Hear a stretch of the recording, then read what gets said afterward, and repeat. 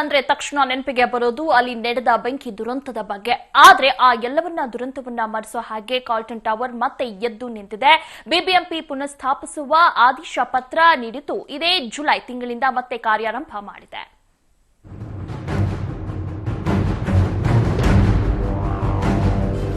ಅಂದು ಫೆಬ್ರವರಿ 23, 2010 ಇಡೀ ಬೆಂಗಳೂರೇ ಬೆಚ್ಚಿ ಬಿದ್ದಿತ್ತು.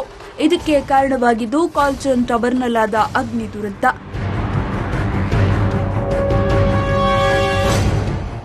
ಈ ದುರಂತದಲ್ಲಿ 9 ಜನ ಸಜೀವ ದಹನವಾಗಿ ಹಲವಾರು ಜನ ಗಾಯಗೊಂಡಿದ್ರು. ಈಗ ಅದೇ ಕಾಲ್ಟನ್ ಟವರ್ ತನ್ನ ಹಳೆಯ ವೈಭವವನ್ನು ಪಡೆದುಕೊಳ್ತಾ ಇದೆ. ಅತ್ಯಾಧುನಿಕ ಸೌಲಭ್ಯ, ಹಲವು ಸುರಕ್ಷತಾ ಕ್ರಮಗಳೊಂದಿಗೆ ಟವರ್ ಮತ್ತೆ ಎದ್ದು ನಿಂತಿದೆ. ಶಾರ್ಟ್ ಸರ್ಕ್ಯೂಟ್ ಆಗದಂತೆ ಮುನ್ನೆಚ್ಚರಿಕೆ ವಹಿಸಲಾಗಿದೆ. ಎಲ್ಲರ ಅಭಿಪ್ರಾಯ ಏನಿತ್ತು ಅಂದರೆ ಮಾಡ್ತೀವಿ, ಎಲ್ಲ ಫುಲ್ ರೀಫರ್ಬಿಶ್ ಮಾಡಬೇಡಿ, ಯಾವುದು ಹಳೇದನ್ನು ಯೂಸ್ ಮಾಡಬೇಡಿ ಅಂತ ಒಂದು ಅಭಿಪ್ರಾಯ ಬಂತು.